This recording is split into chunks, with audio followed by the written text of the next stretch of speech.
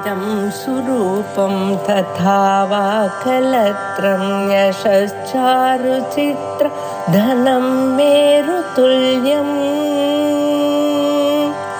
मनश्चेन लग्नं गुरोरङ्घ्रिपद्मे ततः किं ततः किं ततः किं ततः किम्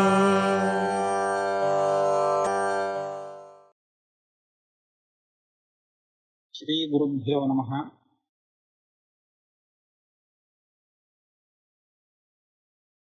प्रबोध सुधाकरम முதல் பிரகரணத்திலே 15வது ஸ்லோகம் படிக்கணும்.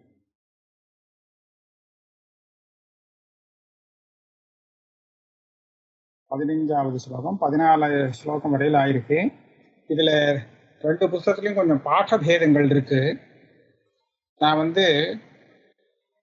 இந்த ஜெகத்குரு கிரந்தமாலா அப்படிங்கிறதுல ஏற்கனவே அச்சாயிருக்கிற பாடம் நன்னா இருக்கு. அதனால அதை வச்சுன்னு தான் சொல்லுவேன். இப்போ ஒரு உதாரணத்துக்கு 14வது ஸ்லோகத்துல சரமஸ்தத்ர நிர்தேகா தத்ரோஜன்மான்வயோத்பத்தின்னு இருக்கு இதுல. ஆனா நான் சொன்னது தத்ராக்ர ஜன்மான்வயோத்பத்தி அப்படின்னு, அதுதான் கரெக்ட். இந்த தத்ரோஜன்மான்வயா உற்பத்திங்கிறது இல்லை, ஆசம் பண்ணலாம். ஆனா இதை விட இந்த பாடம் தான் நன்னா இருக்கு. இதே மாதிரி மேற்கொண்டு வரக்கூடிய பாட பேதங்கள்லையும் நம்ம நான் எந்த பாடம் சரியா இருக்குமோ அதை மாத்திரம் ரெண்டையும் சேர்த்து பார்க்கறது எனக்கு சிரமமா இருக்கும். அதனால அதை ஒன்றை வச்சுட்டே நான் சொல்லலாம்னு பார்க்கிறேன். இப்ப நாம 15வது ஸ்லோகம் படிக்கணும். நாம இப்ப பார்த்துட்டு இருக்கிற பிரகரணம் தேக நிந்தா பிரகரணம்னு இதுக்கு பேரு. நம்மளுடைய தேகத்தை நிந்திக்கிறது, தன்னுடைய தேகத்தை தானே இந்த மாதிரி தெரிஞ்சுக்கணுமா? இது எதுக்காக தன்னை தானே நிந்திச்சுக்கணும் அப்படின்னு கேட்டால், இந்த நிந்திக்கிறதுல தாற்பயம் இல்லை. இப்படிதான் இருக்குன்னா அதோடைய சுவாவத்தை சொல்றதுல என்ன நிந்தேங்கிறது நாம நிந்திக்கணுங்கிற தாற்பயத்துல சொன்னா அது நிந்த. உண்மையை சொன்னா அது என்ன நிந்தை ஆகுமா? உண்மையைத்தான் சொல்றாருங்க. இது சொல்றதுக்கு என்ன உபயோகம் அப்படின்னு கேட்டா, ஆத்மா அப்படி இல்லை, நீ தேகத்தை ஆத்மாவாக வச்சுட்டே ஆனால் நீ தனக்கு இவ்வளவு சிரமத்தை தேடிக்கிற. தேகத்தையே தான் அப்படின்னு நீ நினைக்கிறதுனால உனக்கு எவ்வளவு சிரமம் பாரு. உண்மையா நீ அப்படி இல்லவே இல்லை. நீ தன்னை தேகத்திலேருந்து பிரிச்சு தன்னை புரிஞ்சுக்கோ. எப்படியும் வேதாந்தம் படிச்சாதான் இது புரிஞ்சுக்க முடியும். அதனால வேதாந்தத்தை கொஞ்சம் படிக்கிறதுக்கு பிரயாசம் பண்ணு அப்படின்னு சொல்றதுக்காக தேகத்தை நிந்த பண்றது. தேகத்தை நிந்த பண்ணினா தேகத்தையே தான் அப்படின்னு நினைச்சுட்டு இருக்காளோ இல்லையோ, கொஞ்சம் கூட சாஸ்திர வாசனை இல்லாதவர்கள், அவளுக்கு அது உபயோகப்படும். அதாவது தேகத்தை காட்டிலும் தான் வித்தியாசமானவன் அப்படிங்கிறது தெரிஞ்சுக்கிறதுக்கு. 14 ஸ்லோகத்துக்கு மேல 15வது ஸ்லோகம் நம்ம இன்னைக்கு படிக்கணும். ஆத்மான் ஆத்ம விவேகோ நோ தேகஸ்ய ச விநாசிதா ஞானம் ஏவம் சதி ஸ்வயம் ஆயுஹு பிராஜ்ஞைரபி மீயதே மித்யா. ஆத்மானாத்ம விவேகம், அதாவது இதுதான் ஆத்மா இதுதான் அனாத்மா அப்படின்னு பிரித்து புரிந்து கொள்வது, இதுக்கு ஆத்மானாத்ம விவேகம் அப்படின்னு பேரு. இது வரத்துக்கு முன்னாடி எது ஆத்மா எது அனாத்மான்னு தெரியாமல் அனாத்மாவை ஆத்மான்னு நினைச்சுண்டு இவன் விவகாரம் பண்ணிட்டு இருந்தான். தேகம்ங்கிறது அனாத்மா, ஆத்மா இல்லை. ஆனா அதைத்தான் ஆத்மான்னு நினைச்சுட்டு இருக்கிறா எல்லாரும். அப்படி இருக்கும்போது அவளுக்கு ஆத்மானாத்ம விவேகம் இல்லை. இதை ஏற்படுத்தி கொடுக்கிறது நமக்கு சாஸ்திரம். இன்னொன்னு தேகஸ்ய விநாசிதா ஞானம். இந்த தேகம் இருக்கே இது அழியக்கூடியது அப்படிங்கிறது இது ஒரு வாஸ்தவம், உண்மைதான். இது எல்லாருக்கும் தெரிஞ்ச மாதிரி தெரிஞ்சிருக்கு. ஆனா இது ஞாபகத்துல இருக்கிறது இல்லை. எப்போ இந்த விஷயம் ஞாபகத்துக்கு வர்றதில்லை. இது அப்பப்போ வேதாந்தம் ஞாபகப்படுத்தும். உன்னுடைய தேகங்கிறது நிஜம் இல்லை, அது அழியாததுன்னு நினைச்சுக்காதே, அது எப்போ வேணாலும் போகும், அது வினாஷி அப்படிங்கிறத சொல்லி கொடுக்கறது. ஆனா ஆத்மா வினாசத்தை அடையாது. தேகம் அழியக்கூடியது, ஆத்மா அழியாதது. அப்ப இதுலயும் புரிஞ்சுக்கலாம் இல்லையா, தேகம் வேற ஆத்மா வேறேன்னு. இப்போ இந்த ஆத்மானாத்ம விவேகமும் தேகம் அழியக்கூடியது அப்படிங்கிற இந்த ஞானமும் நமக்கு இல்லே வரலே அப்படின்னு சொன்னால், நாம எவ்வளவுதான் படிச்சிருந்தாலும், பிராஜ்ஞை இருப்பு எவ்வளவு புத்திசாலித்தனமா லோக விவகாரத்தை பண்ணிட்டு இருந்தாலும், நம்மளுடைய ஆயுஸ் ஆனது ஸ்வயம் ஆயுகு நீயத்தே மித்யா, பிரயோஜனமே இல்லாமல் ஆயுச கழிக்கிறோம். அதாவது இந்த நம்மளுடைய ஜீவனத்துக்கு ஒரு சார்த்தக்கியமே இல்லைங்கிற. ஏவம் சதி ஸ்வயம் ஆயுகு பிராஜ்ஞைரபி நீயத்தே மித்யா. ஒரு முட்டாளா இருக்க வரும் படிப்பு அறிவு இல்லாதவன் தன்னுடைய ஜீவனத்தை வியர்த்தமா போக்கிட்டானே அப்படின்னு படித்தவாள்லாம் சொல்லுவா. ஆனா இவன் படிச்சவனா இருந்துட்டே தன்னுடைய ஜீவனத்தை வேஸ்ட் பண்ணிவிடுறான். யாரு?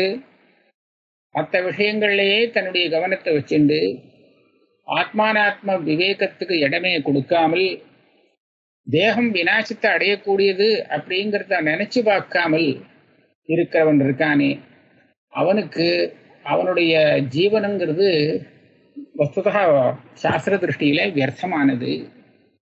வேண்டாத விஷயத்தையே பண்ணிட்டு இருக்கானே தவிர எது வேணுமோ அதை இவன் மறந்துட்டான். அதனால அவனுடைய ஜீவனம் வேஸ்டா போகுது. அதனால மனுஷனாக பிறந்தாச்சுன்னா அவன் ஆத்மானாத்ம விவேகத்துக்கு கொஞ்சம் டைம் கொடுத்துதான் ஆகணும். கட்டோபனிஷத்தா இல்ல கேனோபனிஷத்துல சொல்றது, கட்டோபனிஷத்துல இருக்கு, கேனோபனிஷத்துல சொல்றது, இஹச்சே தவேதீத் அச சத்தியமஸ்தி நச்சேதிஹா வேதீத் மகதி வினஷ்டிஹி பூதேஷு பூதேஷு விசித்திய தீராக பிரேத்திய அஸ்மால்லோகாத் அமிர்தாபம். இஹச்சே தவேதி. இந்த ஆயுசு நல்லபடியா இருக்கிறதுக்குள்ள இவன் இந்த ஆத்மானாத்ம விவேகத்தை சம்பாதிச்சு விட்டானே ஆனால், அதாவது அனாத்மாவிலேருந்து பிரிச்சு ஆத்மாவை தெரிஞ்சுட்டு விட்டானே ஆனால், அப்போதான் சார்த்தக்கியம், அப்போதான் இவனுடைய ஜீவனம் ஒரு சபலமாகும். இதை தெரிஞ்சுக்காம விட்டான்னு சொன்னா அது பெரிய ஹானி இருக்கா, பெரிய நஷ்டம். அதாவது ஈடுகட்ட முடியாத அப்பேற்பட்ட ஒரு நஷ்டம், அது எனக்கு தெரியாத நஷ்டம் அப்படின்னு ஸ்ருதியே சொல்றது. அதனால தான் இங்கே ஆச்சாரியால் சொல்றார், ஆத்மானாத்ம விவேகங்கிறது ரொம்ப முக்கியம். தேகத்திலேருந்து ஆத்மஸ்வரூபத்தை பிரிச்சு புரிஞ்சுக்கிறதுக்கு தேகம் அழியக்கூடியது அப்படிங்கிற அந்த எண்ணம் நமக்கு, அந்த அந்த ஞானம் நமக்கு எப்பவும் இருக்கணும், அதை மறந்துவிடக்கூடாது. அப்பதான் நம்ம ஆத்மஸ்வரூபத்தை அதுலேருந்து பிரிச்சு புரிஞ்சுக்கிறது சுலபமாகும். இதுக்கு நாம ஒன்றும் வழி பண்ணலே அப்படின்னு சொன்னா, மற்றபடி வேற என்ன காரியம் பண்ணி எவ்வளவு புகழ் பேரெல்லாம் சம்பாதிச்சாலும் ஒன்றும் பிரயோஜனம் கிடையாது. அடுத்த ஸ்லோகத்துக்கு போவோம். ஆயுஹு க்ஷணலவ மாத்திரம் நலப்யதே ஹேம கோட்டிபிஹி க்வாபி தச்சேத் கச்சதி சர்வம் மிருஷா ததஹ் காதிகா ஹானிஹி. ஒரு க்ஷணம் ஆயுசு. நம்ம ஆயுசு எப்படி இருக்குன்னு கேட்டா, ஒரு க்ஷணம் ஆச்சுன்னா நம்மளுடைய மொத்த ஆயுசுல கொஞ்சம் குறைஞ்சு போயிடுத்து. ஒரு நாள் போச்சுன்னு சொன்னா வேஸ்டா போச்சுன்னு சொன்னா வேஸ்டா போயிடுத்து, இன்னும் திரும்பி அந்த நாள் வராது. ஆயுஹு க்ஷணலவ மாத்திரம். க்ஷணம்னா ரொம்ப சூக்ஷ்மமான ஒரு சின்ன காலம், ஒரு செகண்டுன்னு வச்சுப்போமே. ஒரு செகண்டு கூட வியர்த்தமா போச்சு அப்படின்னு சொன்னால் அது ரொம்ப பெரிய நஷ்டம். ஏன்னு கேட்டா அதனுடைய மதிப்பு என்ன தெரியுமா? அந்த ஒரு காலம் நம்ம வேஸ்டா போக விடுறோமே, அந்த காலத்துடைய மதிப்பு ரொம்ப ஜாஸ்தி. ஏன்னா போன காலம் திரும்பி வராதான், திரும்பி கிடைக்காது. க்ஷணலவ மாத்திரம் ஆயுஹு. ஒரே ஒரு க்ஷணத்துக்கு ஒரு ஆயுச கூட அப்படின்னு சொல்லி கேட்க முடியாது. அதுக்கு ஹேம கோட்டிபிகி, கோடிக்கணக்கான பொற்காசுகள்லாம் தரேன், எனக்கு போன ஆயுச கொஞ்சம் திருப்பி கொடு அப்படின்னு கேட்டு வாங்க முடியுமா யார்ட்டையாவது? போனதுதான் வரவே வராது, என்ன பண்ணாலும் வராது. அதனாலே அதனுடைய போனது வராதுங்கிறதுனாலே நாம அதனுடைய மகத்துவத்தை புரிஞ்சுக்கலாம். அந்த மாதிரி கிடைச்சிருக்கிற காலத்தை நாம வேஸ்டா ஆக்கிடக்கூடாது, வியர்த்தம் ஆக்கிடக்கூடாது. தச்சேத் கச்சதி சர்வம் வருஷா. இந்த மாதிரி பல காலங்கள் நமக்கு வேஸ்டா போறது, நமக்கே தெரியாம போறது, அதே பெரிய நஷ்டம்தான். முழுக்க முழுக்க ஒரு ஜீவனத்தையே ஒருத்தன் ஆத்மானாத்ம விவேகத்துக்கு இடம் கொடுக்காம முடிச்சுட்டான்னு வச்சுங்களேன், அவனை பத்தி சொல்றாரு, அவன் ரொம்ப பரிதாபத்துக்கு உரியவன்.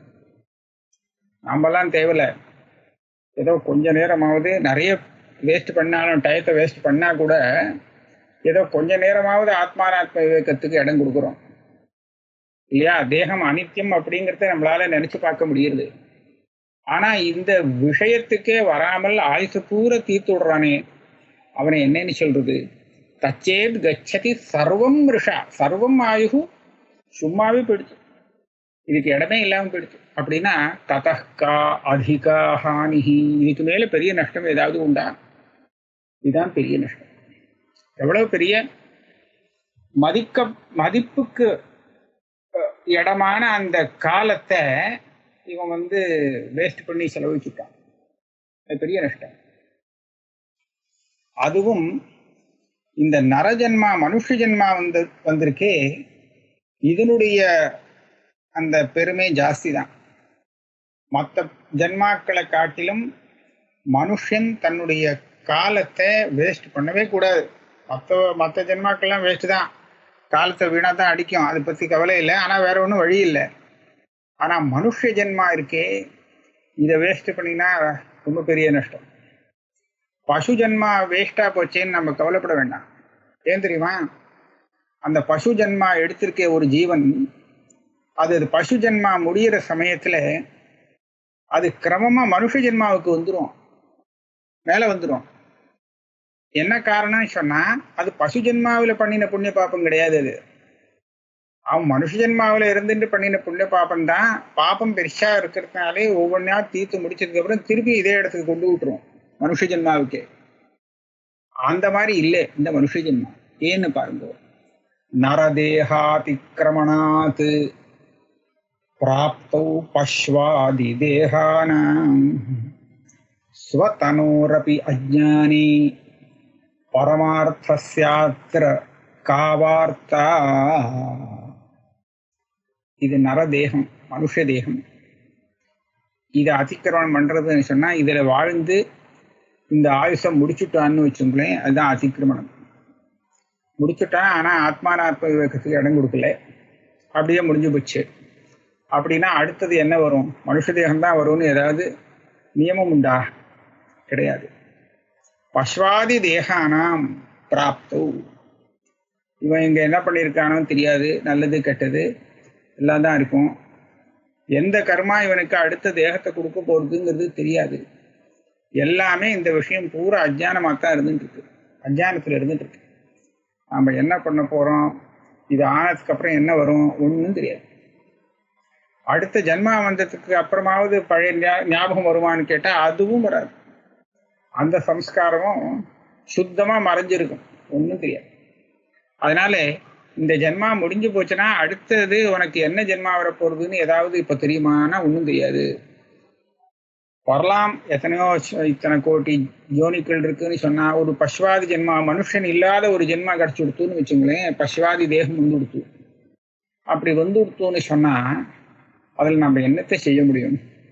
ஸ்வதனோரபி அஜ்ஞானி பரமார்த்தஸ்ய அத்திர கா வார்த்தா. தன்னுடைய சரீரம்ங்கிறது கூட, இது சரீரம் வேறு தான் வேறுங்கிறது கூட அதுக்கு தெரியாது பாவம். இந்த சரீரத்தை பத்தின தத்துவம் இருக்கே, அது கூட தெரிஞ்சுக்கிறதுக்கு வழி இல்லை.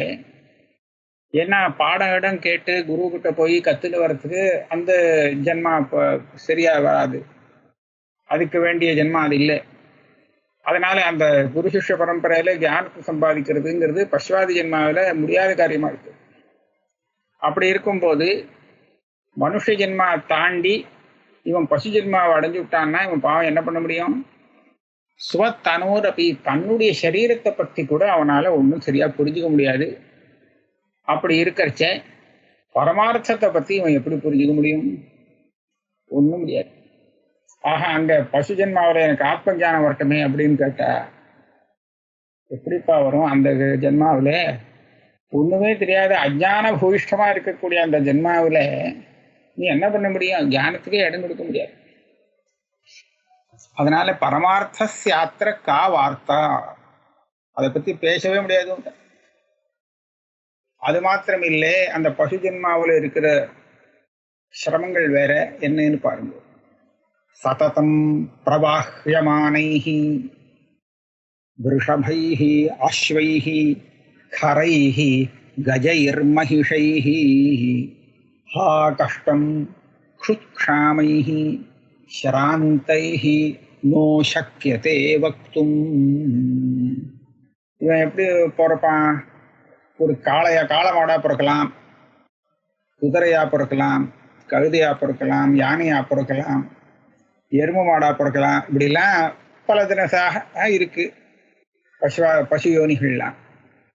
இப்படி பிறந்துட்டான்னு வச்சுங்களேன், அதனுடைய கத்தியை நாம இப்ப பார்க்கலாம். அப்போ தெரியுமோ தெரியாதோ, ஆனா இப்ப நாம பார்த்து யோசிக்கலாம். இந்த விஷபங்கள், அஸ்வங்கள், கரங்கள், கஜங்கள், மகிஷங்கள் இது எல்லாத்தையும் மனுஷா உபயோகப்படுத்துறான், சும்மா விடுறது இல்லை. இப்போ காளமாடுன்னு சொன்னா அதுக்கு நிறைய வேலை வச்சிருக்கா. வண்டி இழுக்கிறது, அந்த உழறது, இந்த மாதிரிலாம் நிறைய வேலை விட்டுருக்கா, சும்மா இருக்க விடுறது இல்லை. அஸ்வன்னு சொன்னா அதுக்கும் வேலை வச்சிருக்கா, ரசத்தை வைக்கணும். கழுதைக்கு வேற வேலை வச்சிருக்கா, யானைக்கு வேலை கொடுத்துருக்கா, மகிஷத்துக்கு கொடுத்துருக்கா. நீ எதுக்கு எல்லாத்துக்கும் கொடுத்துருக்கா. இவா கிட்ட மாட்டின்டா, மனுஷாள்கிட்ட மாட்டின்டா அந்த பசுக்களுக்கு தீர்மானமா எப்போ பார்த்தாலும் வேலை தான். அந்த வேலையை சரியா பண்ணலைன்னா அடி வேற உண்டு, தண்டனை உண்டு. அதுக்கு பாவம் நமக்கு தன்னுடைய சரீரத்துல இருக்கிற கஷ்டத்தை கூட சொல்ல தெரியாது, பேசுறதுக்கு வாயில்லை. க்ஷுத்க்ஷாமைஹி ஸ்ராந்தைஹி, பசி எடுத்திருக்கோம் ஆனா வண்டியை ஓட்ட முடியா இருக்கும். ஏன்னா வண்டி வேகமா போகணும், அந்த கரெக்டான சமயத்துல போய் சேரணும்னு சொன்னா அந்த வண்டிக்காரன் அதை விரட்டுவான். அது பசிச்சிருக்குன்னு சொல்ல தெரியாது இருக்கு. க்ஷுத்க்ஷாமைஹி ஸ்ராந்தைஹி, இவ்வளவு தூரம் ஓடி வந்தாச்சு, ரொம்ப சிரமமா இருக்கு அப்படின்னு சொல்ல முடியாது. நசக்கியத்தே வக்கும், இது எவ்வளவு பெரிய கஷ்டம் இல்லை, தெரிவிக்க கூட முடியாத. மனுஷனா இருந்தா அவனையும் அப்படிதான் பண்றான். அப்படி பண்ணும்போது ரொம்ப பசியா இருக்கு அப்படின்னு சொல்லவாவது சொல்லுவான் இல்லையா? சிரமமா இருக்கு அப்படின்னு சொல்லவாவது சொல்ல முடியும், அதுக்கு ஏதாவது பரிகாரம் தேடிக்க முடியும். அதுக்கு சொல்லவும் தெரியாது. ஆனா மனுஷாலையும் நல்ல வாழ் உண்டு.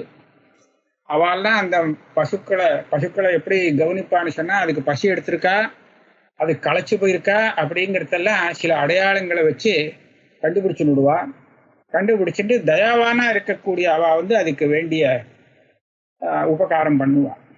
ரொம்ப களைச்சு போச்சுன்னு சொன்னா அதுக்கு விசிராந்தி எடுத்துக்க வச்சு, அதே மாதிரி அது பசியா இருந்ததுன்னா அதுக்கு வேண்டிய ஆகாரங்கள்லாம் போட்டு எல்லாம் பண்ணுவா. பொதுவா சொல்றேன், எல்லாரும் இந்த மாதிரி இருக்க மாட்டாளோ இல்லையோ. அதனால அந்த கஷ்டத்தை தான் இப்போ சொல்லி ஆகணும். ஏன்னா அந்த ஜென்மாவில் நமக்கு ஆத்ம ஜானத்தை பற்றி பேசுறதுக்கு வழி இல்லை, ஆத்ம ஜானத்துக்கு அங்கே இடம் இல்லை, விவேகங்கள்லாம் பண்ண முடியாது. ருதிராஸ்தி தாத்து மஜ்ஜா, ருதிர திரிதாத்துன்னு நான் அதில் பார்த்தேன் அந்த புஸ்தகத்தில். அதை விட இந்த பாடம் நல்லா இருக்கு. ருதிர அஸ்தி धातु मज्जा मेदो मांसादि संहतिर्देहः स बहिः त्वचापि नद्धः तस्मान्नो भक्ष्यते काकैः. நம்ம சரீரம் என்ன, ரொம்ப சரீரத்தில் அபிமானம் இருக்கும் நமக்கெல்லாம், விசேஷமான அபிமானம். தான் ரொம்ப அழகு அப்படின்னா, ரொம்ப வசத்தினும் அந்த மாதிரிலாம் நினச்சிக்கிறான். ஆனா அது என்ன இருக்கு உள்ளுக்குள்ள? ருதிரம், ருதிரம்னா ரத்தம். அஸ்தி, அஸ்தினா எலும்பு. தாத்து, தாத்துக்குள்ள அது 7 தாத்து 6 தாத்து எல்லாம் சொல்லுவா, அது உள்ளுக்குள்ள இருக்கு பல விதமான தாத்து. மஜ்ஜா, மஜ்ஜைன்னு ஒண்ணு, இந்த எலும்பு மேல இருக்கக்கூடிய, எலும்புக்கும் தோலுக்கும் மாம்சத்துக்கும் நடுப்புற இருக்கக்கூடிய ஏதோ திரவமா. மேதஹா, கொழுப்பு. மாம்சம், மாம்ச பிண்டம்னா சொல்றாங்க, மாம்சம். இது எல்லாம் சேர்ந்தது தானே தேகம். தேகத்தை உள்ள நறுக்கி பார்த்தா இதெல்லாம் தான் உள்ள இருக்கும். அப்ப இதுகளுடைய ஒரு சங்காத்தம், சமூகம் தான் நம்ம தேகம். இப்ப இந்த வஸ்துக்கள்லாம் எங்கேயாவது வெளியில கிடந்ததுன்னு வச்சுக்கோங்களேன், உடனே காக்கா வந்துடும். காக்கா சமூகம் வந்து அதை சாப்பிட்டு இருக்கும். இந்த வஸ்துக்கள் சரீரத்துக்குள்ள இருக்கக்கூடிய இப்ப சொன்ன வஸ்துக்கள்லாம் வெளியில கிடந்ததுன்னு சொன்னா உடனே வேற சில பிராணிகள் அதை சாப்பிட்றதுக்கு தயாரா வந்துடும். அப்படி இருக்கிறச்ச நம்ம சரீரத்தை இன்னும் காக்காயே வந்து அப்படிலாம் பண்ணலை அப்படின்னு கேட்டா அதை நன்னா மூடி வச்சிருக்கு. சபஹி துவச்சா பினத்தா, துவக்கு தோல் அப்படிங்கிறத ஒரு பெரிய போர்வையாலே அதை நன்னா போட்டு பக்காவா மூடி கட்டி வச்சிருக்கு. அதனால வெளியில தெரியாம இருக்கு. இதெல்லாம் வெளியில தெரிஞ்சா ஆபத்து, காக்காக்கள்லாம் வந்து கொடுங்க ஆரம்பிச்சிடும். அதனால பஹி துவச்சா பிதத்தா தஸ்மான் நோ பக்ஷியதே காக்கை. அதனாலதான் இந்த காக்காக்கள்லாம் நம்ம மேல இன்னும் வரல இல்லையா. அதனால இப்படி இருக்கக்கூடிய வஸ்துவை போய் நாம ஒசித்தியா நினைக்கிறோம். அடுத்த ஸ்லோகத்தை பார்த்தா இன்னும் வேடிக்கையா இருக்கு. இந்த இந்த வஸ்துவெல்லாம் வெளியில வந்துதான் நமக்கே தாங்க முடியாது, அருவருப்பா இருக்கும். அதை உள்ள வச்சு போட்டி வச்சிருக்கு, போத்தி வச்சிருக்கு. அதை தெரியல, தெரியாததுனாலதான் நம்ம வந்து நம்மளுடைய சரீரத்தை வசதியா நினைக்கிறோம். நாசாகிராத் வதனாத்வா கபம் மலம் பாயுதோ விசிருஜன் ஸ்வயமேவைதி ஜுகுப்சாம் அந்தః பிரசுரிதம் ச நோ வேத்தி. மூக்கு வழியா சில சமயம் சளி வரும், சில சமயம் சளி சிந்து வாழும் இல்லையோ. மூக்குக்குள்ள இருந்ததுதான் அது வெளியில வருது, இல்லாதது ஒன்றும் புதுசா வரல. இது வெளியில வந்ததுக்கு அப்புறம் பார்த்தா அருவருப்பா இருக்கும். அதே மாதிரி வாயு வழியா கபத்தை துப்புவான், நமக்கே ரொம்ப அருவருப்பா இருக்கும். இன்னொருத்தன் துப்புறதும் இருக்கும், நம்ம துப்புறது அதுவே மோசமா தான் இருக்கும். அடுத்தவன் துப்பினா இன்னும் ஜாஸ்தியா இருக்கும். அதுலயும் ஏதோ ஒரு தாரதமியம் இருக்கு போல இருக்கு. நம்ம சரீரத்திலே வந்தா என்ன, அடுத்தவன் சரீரத்திலே வந்தா என்ன, ரெண்டும் ஒரே இதுதான். ஆனா அது ரொம்ப மோசமா தெரிகிறது. நாசாகிராத் வதனாத்வா, மூக்கிலேருந்தோ வாயிலேருந்தோ இந்த கபம் வெளியில வருது. அதே மாதிரி மலம் பாயுதோ விசிறிஜன், மலம்ங்கிறது அதுக்கு உண்டான ஓட்ட வழியா வெளியில வருது. உள்ளுக்குள்ள இருந்துட்டு தான் வெளியில வருதுங்கிறத தெரிஞ்சுக்கணும். வெளியில வந்தா ரொம்ப அருவருப்பா இருக்கு. ஸ்வயமேவ ஏதி ஜுகுப்சாம், அதை தூக்கி பத்திரமா யாராவது எடுத்து வச்சுப்பாளா? அது ரொம்ப மோசம் இல்லை, சுத்தமா பிடிக்கவே இல்லையே, அருவருப்பா இருக்கே. ஜுகுப்சாம் ஏதி, தன்னுடைய மலத்தை பார்த்தாலே ரொம்ப பிடிக்கல, அருவருப்பா இருக்கு. ஆனா இதுதானப்பா உள்ள பூரா இருக்கு, நிறைஞ்சு கிடக்கு. அந்த உள்ளுக்குள்ள என்ன இருக்கு ஒன்னு சரீரத்துல, இந்த மாதிரி சாமான்கள் தான். எதை வெளியில பார்த்தா நமக்கு பிடிக்கவே பிடிக்காதோ இதுகள் தான் உள்ள நிறைஞ்சு கிடக்கு. அந்த பிரசுரித்தஞ்ச நோவேத்தி, இது விஷயம் தெரியல உனக்கு. இது தெரிஞ்சாலும் தெரியல, அதுதான் ஆச்சரியமான விஷயம். பாருங்களேன், இதுதான் உள்ள இருக்கு அப்படிங்கிறது நிதர்சனமா நம்ம காமிச்சிட முடியும். வெளியில பாக்குறச்சே தெரிகிறது, எல்லாருக்கும் தெரிஞ்சிருக்கு. ஆனா இந்த நினைப்பே இல்லை நம்ம சரீரத்துல. இந்த நாம அருவருக்கக்கூடிய இப்பேற்பட்ட வஸ்துக்களுடைய சமூகம் தான் உள்ள வச்சு தோலை வச்சு போத்தி வச்சிருக்கு அப்படிங்கிற இந்த விஷய நினைப்பு எப்பவும் இருக்குமோ நமக்கு? அப்படி இருக்கவே இருக்காது. பார்த்தா ரொம்ப அழகா இருக்கே, நல்லா இருக்கே அப்படின்னு தான் தோணும். அதனாலதான் அதுதான் அத்தியாசம். ஏன் அப்படி தோன்றதுன்னு கேட்டா, அதான் ஆத்மானாத்மனோகோ பரஸ்பராத்தியாசா அப்படின்னு சொல்றது. பிராந்தி, தேகத்தையே நம்ம நான் நினைச்சுட்டோம் இல்லையா, அதனால வந்த ஒரு விசேஷம் இது. पथिपतितम् अस्थि दृष्ट्वा स्पर्शभयात् अन्यमार्गतो याति नोपश्यति निजदेहं च अस्थि सहस्राभृतं परितः. இவன் ரொம்ப ஆச்சாரமா இருக்கிறவன் போல இருக்கு. ஒரு வழியா போயிட்டு இருக்கேன், அங்க போற வழியில ஒரு எலும்பு துண்டம் கிடக்கு மார்க்கத்துல. அஸ்தி எலும்பு கீழே கடந்ததுன்னு சொன்னா இது எங்கேயா மேல விட்டுட்டு போறது அப்படிங்கிற பயத்துல அந்த மார்க்கத்தையே விட்டுட்டு வேற மார்க்கம் வழியா போகணும். அந்த வழியை விட்டுட்டு சரி கொஞ்சம் சுத்தா இருந்தா பரவாயில்ல வேற வழியா போவோம் அப்படின்னு போறவன், அப்படி போறவாளும் இருப்பாளோ இல்லையா, அவன் ஏன் அந்த மாதிரி பண்றான்னா அவனுக்கு அது ரொம்ப அருவருக்க விஷயமா இருக்கு அந்த அஸ்தியானது. ஆனா அவன் நினைச்சே பார்க்கறது இல்லையே, தன்னுடைய சரீர பூரா இந்த அஸ்தி தானே இருக்கு, நிறைஞ்சிருக்கே. ஆயிரக்கணக்கான நூற்றுக்கணக்கான அஸ்திகள் தான் இந்த சரீரத்துல இருந்துட்டு இருக்கே. அப்ப இவன் எதை விட்டுட்டு போவான்? வெளியில கிடக்கும் போது அதை தனியா பார்க்கறச்சே அருவருப்பா இருக்கு, உள்ளுக்குள்ள இருக்கு. அதை தான் தன்னோட சேர்த்து பார்க்கறான், தானாக பார்க்கறான். அப்படி பார்க்கும்போது அவனுக்கு அது அருவருப்பா தெரியல, மறந்து தெரியாததுனாலே அவன் பாட்டுக்கு இருக்கான். இந்த சரீரம் இந்த மாதிரி ஒரு அருவருக்கத்தக்க வெளியில பார்த்தா நமக்கு பிடிக்காத வஸ்துக்கள் நிறைஞ்ச ஒண்ணு அப்படிங்கிறதுக்கு என்ன பிரமாணம்னு கேட்டா, இந்த சரீரத்திலே ஸ்தானங்கள்லாம் பண்ணாம இருந்தால் ஒரு வேர்வே அதனால ஒரு நாத்தம் வருது, நாத்தம் அடிக்கிறது, சாக்கடை நாத்தம் இங்க வருது. ஆனா இவன் என்ன பண்றான், இந்த நாத்தம் பிடிச்ச சரீரத்துக்கு மேலேந்து சென்ட்டு வாசனை திரவியங்கள்லாம் பூசி சந்திரங்கள்லாம் பூசி அப்படிலாம் பண்ணி அதை அப்படியே மறைச்சு வச்சு விடுறான். இவனுக்கு கூட தெரியுது, ஆனா தெரிய விடாம பண்ணி விடுறான். இந்த சரீரம் நாத்தம் பிடிச்ச சரீரம் அப்படிங்கிறத நினைச்சு பார்க்காத அளவுக்கு அதுக்கு வாசனையை மேலேந்து போட்டு அதை மறைச்சு விடுறான். இதை அடுத்ததுல சொல்றான். கேசாவதி நகராக்ராத் இதம் அந்தః பூதி கந்த சம்பூர்ணம் பஹிரபி ச அகரு சந்தன கற்பூராத்யைஹி விலேபயதி. உள்ளேயும் சரி வெளியிலையும் சரி இது நாட்டம் பிடிச்சதுதான் இந்த சரீரம். தலையில கேசங்கள் இருக்கு, அதுல இருந்து ஆரம்பிச்சு நகம் பரியந்தம் இதுல நாத்தம் தான் இருக்கு. சரீரத்துல வாசனை கிடையாது, நல்ல சுகந்தம் கிடையாது. பூதி கந்த சம்பூர்ணம். பூதி கந்தம்னா துர்கந்தம்னு அர்த்தம். துர்கந்தம் நிறைஞ்சு இருக்கு, அதான் நிறைய இருக்கு.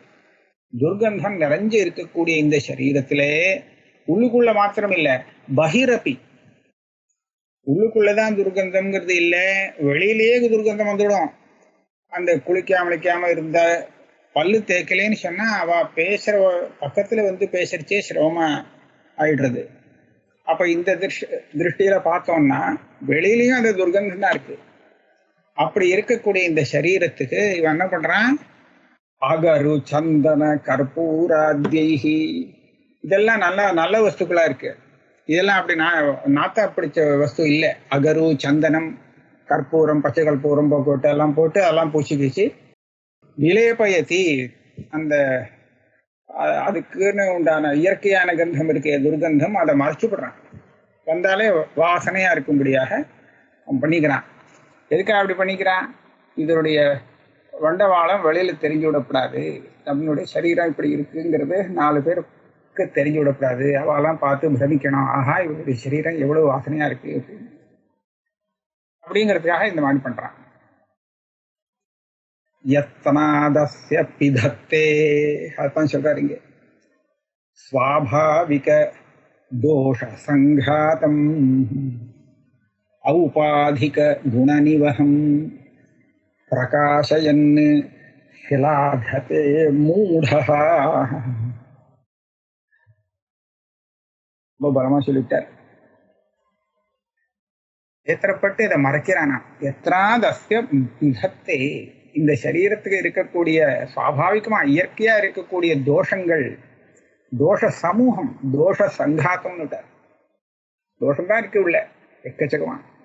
அந்த தோஷங்கள், இயற்கையா இருக்கக்கூடிய அந்த தோஷங்களை இவன் மேலேந்து ஒரு வழியா எல்லாத்தையும் போட்டு மறைக்கிறான். விதத்தை அதை மறைஞ்சு இந்த வெளியில இருக்கக்கூடிய சந்திராந்தன இதெல்லாம் பார்த்தாக்க ஔபாதிக குணநிவகம், மேல எந்த திரவியத்தை போடுறானோ அதனுடைய குணத்தை வெளியில தெரியற மாதிரி பண்றானா. பிரகாஷயன்னு ஸ்லாகத்தே மூடா, இந்த தேகத்தை எவ்வளவு அபிமானமா வச்சுட்டு இருக்கான்ல, ரொம்ப அழகா இருக்கணும், இப்படி இருக்கணும் அப்படி இருக்கணும், ரொம்ப விஷயத்தையும் அதை பத்தி நிறைய கல்பனைகள்லாம் வச்சுட்டு இருக்கான். அதனால இத இத அழகுபடுத்துறதுலயே டைம் போறது பாவம். ஸ்லாகத்தே மூடா, ஒரு புகழ்ச்சியிலேயே பாவம் அவனுடைய இது போடுறது, முட்டாளா இருக்கானே அப்படிங்கிற. க்ஷதம் உற்பன்னம் தேஹே யதி ந பிரக்ஷால்யதே த்ரிதினம் தத்ரோத்பதந்தி பஹவஹ கிரிமயோ துர்கந்த சங்கீர்ணாஹ கூட இருக்குன்னு நினைக்கிறேன். நம்ம இதை 24 அடுத்த இதுலயே வச்சுக்கலாம். இப்போதைக்கு பிரகாஷயன் ஸ்லாகத்தே மூடகா 23 ஸ்லோகம் வரையில இருக்கு. தேகநிந்தா பிரகரணத்தை இன்னும் கொஞ்சம் ஸ்லோகங்கள் பாக்கி இருக்கு. நம்ம அடுத்த கிளாஸ்ல அதை